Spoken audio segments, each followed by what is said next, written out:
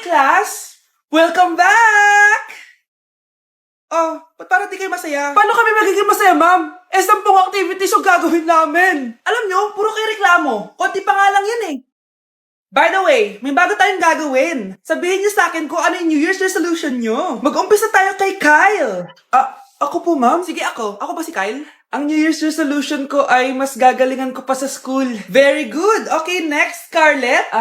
Ang New Year's resolution ko ay wag ka jowa. Last year ko pa wini-wish kaso hanggang ngayon wala pa rin akong jowa. Lu, paano ka magkakajowa? Lahat na lumalapit na lalaki sa'yo, nire-reject mo. Kala mo, ang ganda-ganda niya. Kung ikaw magiging jowa ko, wag na lang.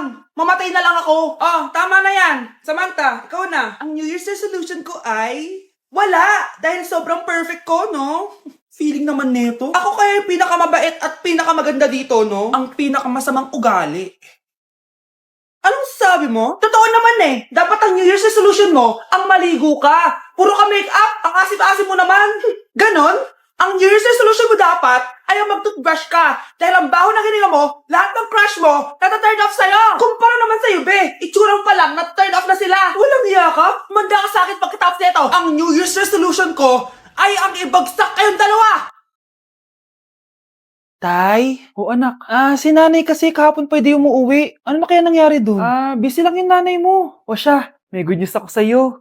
Malapit na tayong yumaman. Anong ibig sabihin nun, Tay? Basta, hintayin mo na lang.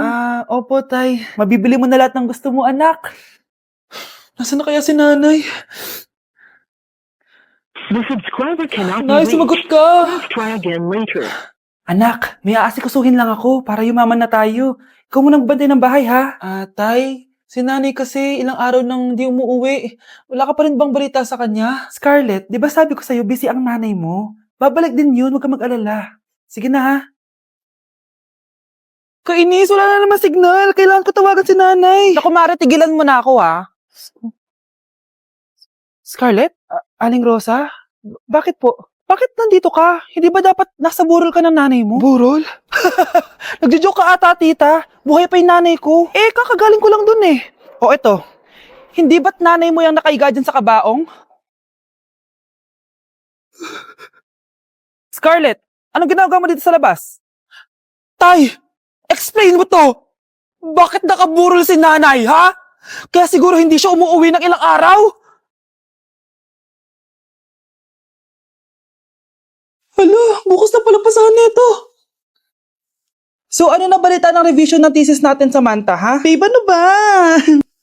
So, ano na balita sa revision ng thesis natin, Samantha, ha? Hala, di ko pa nagagawa yung thesis namin. Nagka-emergency kasi.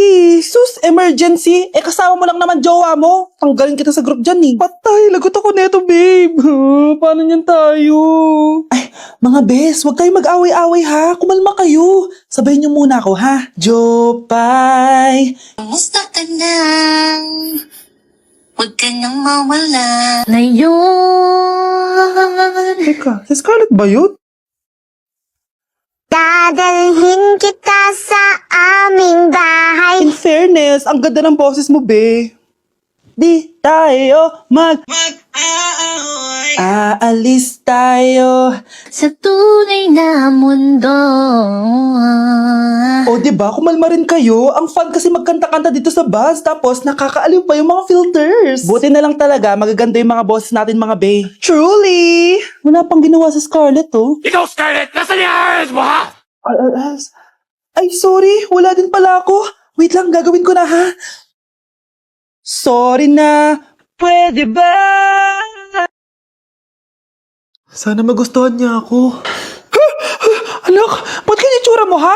Papalitan mo na ba si Shrek? Makikipag-date kasi ako, Nay. Dapat maayos yung itsura ko kapag nag-meet kami nung nililigawan ko, di ba? Oo nga, maayos nga. Ano ba kasi yan? Say hello to Glad to Glow Mugwort Clay Stick. Nakakatulong to sa acne prone at oily skin na kagaya ko. At hindi lang yan, Nay. Nakakatanggal din to ng acne, redness, chicken skin at nakakaliit din ng pores. O diba, san ka pa? Road to clear skin na talaga ako. Wow, ang ganda pala niyan, anak. Paano ba yun gamitin? 2 to 3 times ko lang itong ginagamit at pwede to i-apply ng morning or night. At tignan mo naman, diba, travel friendly size lang siya. And of course, FDA approved. Sige anak, bibili ako niyan.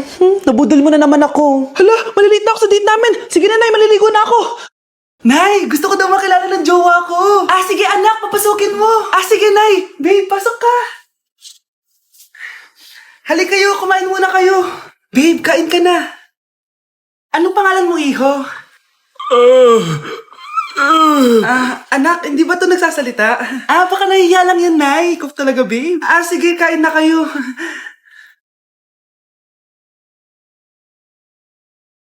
Si Ay lang ako, sige, anak. Anak, matagal ka pa ba? Sabi ko na multo ka eh. Halika dito. Anak! Bakit ka tumatakbo, Nay? Yung jowa mo! Multo siya! Pinagsasabi mo dyan, Nay! Anak, tingin ka sa likod! Hi, Mare! Nay, umalis na tayo dito! Tara na, anak! A few moments later. Ang galing natin, Nay! Naloko natin sila! May bago na tayong bahay, anak! Nay! Sino yun? Totoong multo na yun, anak! Umalis na tayo dito! Breaking news! May kumakalat na bagong sakit! Ha? May bagong sakit na naman? Ano to? COVID 2.0? Kumalma ka, Nay! Hindi daw yan nakakamatay! Ay, buti na lang hindi nakakamatay. Bakit di ko ba nagugas ng plato? Mamaya na lang po, Nay. Tinatamad pa ako. Tatamad-tamad ka? Darling, Hoy, ikaw! Sumunod ka sa nanay mo, Eto na nga! A few moments later. Nay, gala lang ako. Kasama ko yung tropa ko. Tapos? Magiging ka sa akin ng pera? Uuwi ka ng gabi? Bawal! Nay naman eh! Darling, pagsabihan mo nga yung anak mo. Anak, huwag ka na tumuloy dyan. Ang weird mo naman, Nay. Anak, hindi ko gusto yung jowa mo. Hiwalayin mo na yon. Nay, ano ba yan? Lahat na lang, pati yung girlfriend ko. Sumasagot ka na ngayon. Ang weird mo na. Siguro, ikaw yung nakakuha ng kumakalat na sakit ngayon. Sakit sa pag-iisip. Tama na. Dok, bakit po kayo nandito? Lumalala na ang kondisyon mo. Ikaw ang isa sa mga nakakuha ng malalang sakit. Hindi ko maintindihan. Nay, palagi mo kinakausap si tatay. Ano naman? Patay na siya. Palagi mo binabanggit si tatay, pero ang totoo, wala ka naman talagang kausap. Sumama ka sa akin, para tuluyan ka ng gumaling. Mahal kita, Nay!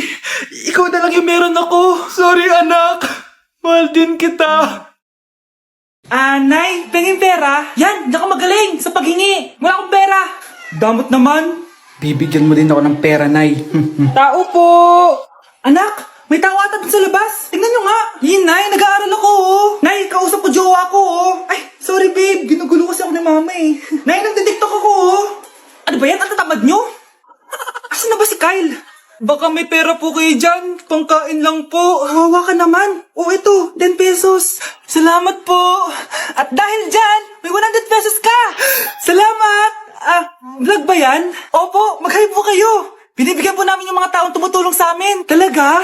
Malaki na ibibigay ko sa susunod para malaki din yung babalik nila sa akin. A few moments later. Palimos po! Pangkain lang po! Ay, kawawa ka naman! Teka lang, ito, 10,000 pesos! Kasi na dito ATM ko, mag-withdraw ka Talaga po? Ang bait niya naman po! Oo, mabait talaga ako! Salamat po dito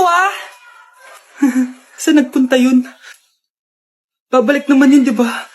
Yung 10,000 ko, yung ATM ko. Meanwhile. Ang galing natin, Kyle. Hati tayo dyan, Teka lang, nasan si Kyle? 10K tapos ATM, Walang iya ka, Kyle! Hi, Mare! Buntis na ako! Paano ka nabuntis? Wala ka namang asawa. Hello po. Nagbibigay po kami ng pera sa mga nangangailangan. Hello po, Mayor. Ako po, kailangan po namin ng pera. Ay, Mayor! Buntis ako, Mas kailangan ko yan. Oo, mas kailangan mo nga kasi buntis ka. Ito, sino to? Thank you. Tsaka pala, magbibigay kami ng bahay at lupa sa mga may kailangan. Kami po, Mayor, kailangan po namin ng bahay. Wala na po kami magrenta. Hindi. Buntis ako, Kawawa naman yung bata kung wala siyang bahay, di ba? Oo nga, mas kailangan niyo yung bahay. Ito, sa inyo yung bahay. Thank you. Sandali lang. Bakit? Sinungaling to babaeng to Hindi naman totoong buntis yan. Totoo nga. Manganganak na ata ako. Manganganak na daw. Manganganak? Tignan ko na lang kung anak yung lumabas dyan. Ang baho, ano yun?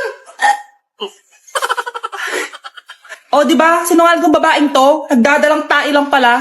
Sa akin na lang po ibigay yung pera tsaka yung bahay. Bakit anak? Kasi nay, buntis ako. Anak, boyfriend mo ba yung anak ng kapitbahay natin? Opo, Nay. Ano? Ayoko yun. Makipag-iwalay ka na doon. Bakit naman, Nay? Mahal namin yung isa't isa.